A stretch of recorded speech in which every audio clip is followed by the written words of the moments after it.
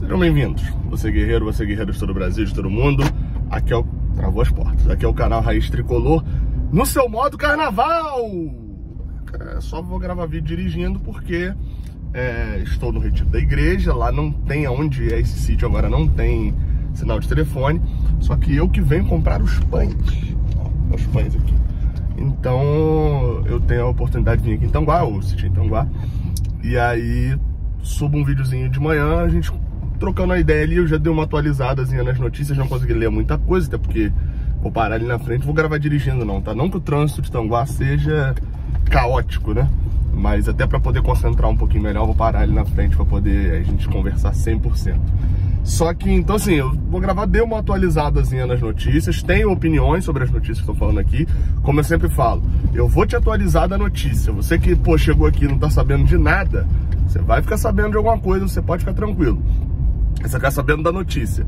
Mas o principal aqui é a opinião, e a opinião eu tenho. Uma opinião sobre os dois casos, beleza? Esquece de deixar um like aqui embaixo, estou me esforçando para poder lançar conteúdo ainda dentro do carnaval, em respeito a você que tá em casa, que tá à toa, ou que tá, sei lá, na casa de praia, por exemplo, pegou todo esse engarrafamento aqui da BR-101 para poder ir para a sua casa de praia, ou para algum lugar com 35 mil pessoas juntos, para poder passar seu feriado. Mas vamos lá, tá? Vamos pro seguinte aqui. Dei a parada, desligar o carro, porque o combustível tá caro. Primeira notícia sobre John Kennedy. Atualização sobre John Kennedy. Vitor Lessa, eu vi que o Vitor Lessa postou de que o Fluminense aceita vender o John Kennedy. E vocês vão ver o porquê que eu acho que isso é um ponto relevante da minha dedução. Não é o que o Lessa falou, mas da minha dedução. O Fluminense aceita vender o John Kennedy, mas quer renegociar o valor com o Chicago Fire. Quer se atualizar completo sobre John Kennedy, veja o vídeo anterior para esse vídeo aqui não ficar muito longo, combinado? Tem um vídeo da sexta-feira. Hoje é domingo, isso. Vídeo de sexta-feira eu falei sobre essa proposta, sobre tudo que chegou do Chicago Fire.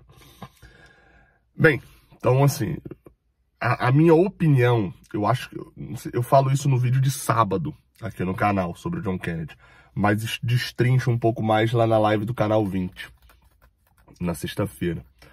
Minha opinião é o seguinte, o Fluminense topou essa negociação pelo John Kennedy. Quando eu vi as matérias e tal e tudo mais, o Fluminense topou. E aí, por que eu falo isso? Porque a gente consegue algumas deduções pela forma e pelos textos. Eu conheço os outros repórteres que apuram também sobre o Fluminense, troco ideia com todos eles, com o pessoal do GE, né, obviamente, eu trabalho lá também, mas o pessoal do Globo, né, o Marcelo Neves, o Lessa, o Paulo Brito também, conheço, acho que nunca estive presencialmente com o Paulo Brito, mas troco ideia com ele também já. Então, assim, todo mundo dessa galera eu conheço, então você consegue perceber algumas salpicadas ali nos textos que são interessantes, que eu não vou falar aqui, até porque pode ser antiético também.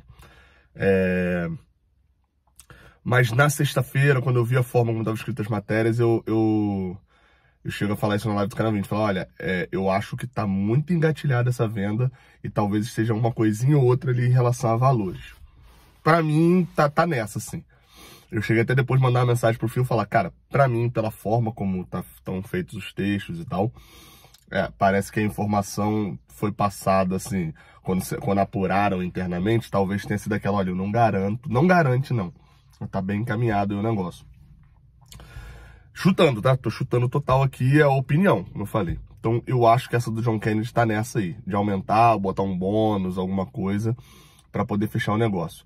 Minha opinião eu já dei, assim, é muito complicado você falar de John Kennedy, e eu vou repetir o mesmo ponto que eu falei lá atrás.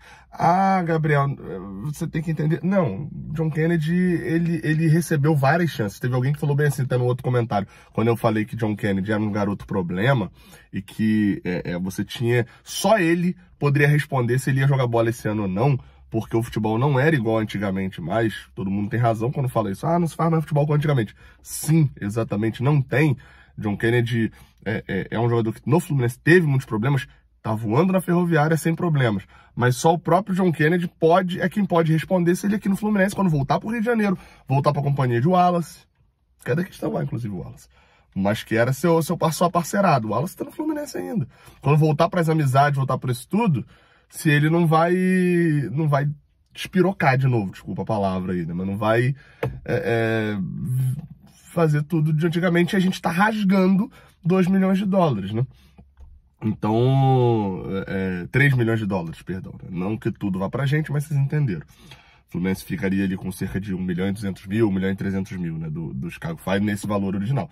Então tem esse ponto. Aí teve a gente comentando assim, pô, mas um monte de jogador recebe segunda chance, joga mal, recebe segunda chance. O John Kennedy vai receber? Vai, ele já recebeu, ele deve estar na 7ª chance. Porque no momento em que John Kennedy pega Covid, tá se recuperando de Covid, vai jogar o torneio aqui em Itaboraí, torneio de futebol de comunidade em Itaboraí, se recuperando de Covid, ele tá recebendo mais uma chance. Só que o próprio Fluminense, o Mário Bittencourt não vai pra entrevista e vai falar bem assim, olha, a gente multou o John Kennedy, sei lá, a gente não tá vendendo o John Kennedy porque ele é um garoto problema, isso não vai acontecer. Então, sobre o John Kennedy é muito complicado o negócio. Eu acho que pela bola que ele tem, essa proposta é muito baixa. Pelo risco que ele não aceitar é um risco muito grande. Complicado. Agora sobre Calegari, né, que é a outra notícia. Notícia do Marcelo Neves, é de que o Calegari também já tinha coisa do Calegari vinda do Netflu, vinda do Tom, lá da MLS Soccer. E agora o Marcelo Neves traz de que o Fluminense está aceitando essa oferta. Uma oferta de 300 mil euros. E é estranho euros, porque normalmente time americano negocia em dólar. Mas enfim, beleza. 300 mil euros pelo empréstimo de Calegari para o Los Angeles Galaxy. Se a notícia parasse aí, eu estaria falando espetacular. Você está botando o Calegari numa liga inferior, mas que tem muita mídia. O LA Galaxy está vendendo agora um jogador do Barcelona. Não sei o nome agora dele, mas está vendendo agora. Pesquisa aí só. Acho que é Araújo, alguma coisa Araújo. Não é Michel, não. Enfim, então tá passando. É uma liga que tem mídia, não tem um nível mais inferior. E Calegari é um cara que pode chegar lá e deitar, jogando como lateral direito. Então até aí eu tava topando emprestar ele pro Goiás, pagando boa parte do salário no início do ano. Então eu não vou reclamar de receber um empréstimo desse da LA Galaxy, 300 mil euros pelo empréstimo, não vou reclamar de nenhum. Só que tem a opção de compra. E aí no caso do Calegari eu acho a opção de compra um valor baixo. E por quê? Calegari, apesar de Calegari está num momento de muito em baixa no Fluminense. Ele ser um jogador que hoje ele é terceiro reserva em qualquer posição que ele for tentar ser no Fluminense, inclusive volante.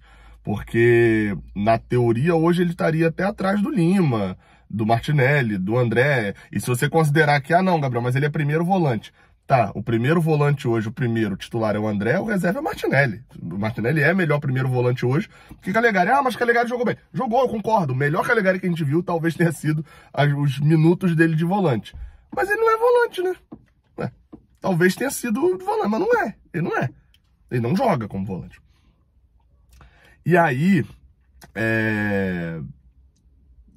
então tem essa questão. Apesar de ele ser terceiro reserva na lateral direita, terceiro reserva na lateral esquerda, tá atrás de Alexander também.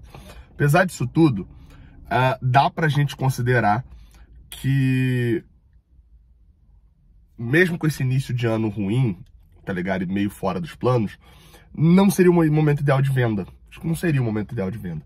A gente pode até pensar em outras formas e tal, mas Calegari tem um contrato maior, deve estar meio insatisfeito, como eu falei, não é a opção prioritária do Diniz, não era, teve a sua chance. Calegari estava morto no Fluminense no início do ano, tanto que eu falei, estava para ir para o Goiás e ele não quis ir.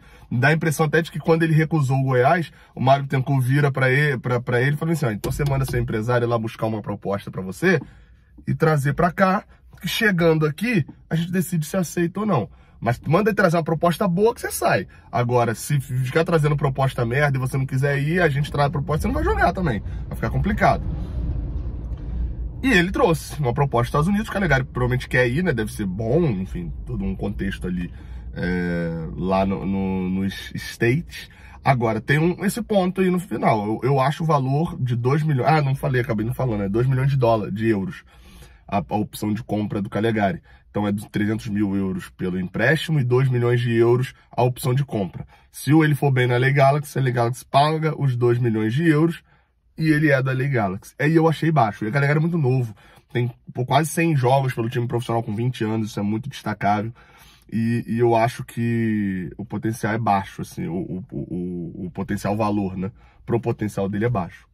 Então não curti esse valor, não. Não é nenhum desespero, como eu falei, até porque é um jogador que viveu demais para se tornar vilão, né? Acho que é o termo lá, acho que é o Batman, né, que fala isso. Ou você morre como herói, ou você vive tempo demais para se tornar vilão. No caso de André, não. André tá herói direto. Mas no caso dele é isso, assim. Claramente é um jogador que subiu bem em 2020, tava na crista da onda, 21 faz um 21 complicadinho. 22 até começa bem, mas depois perde a posição e o titular voa, né? Tem que lembrar, Calegari é o titular do nosso último título. Calegari é o titular do Carioca 22. Então, mas não gostei do valor, achei baixo. Vou refletir melhor um pouco sobre isso também. Mas não gostei. A princípio, o valor da compra, não. O empréstimo, tanto o fato de emprestar quanto o valor, achei show. A compra achei meio baixo. Mas quero opiniões de vocês aqui embaixo. Até a próxima. Valeu.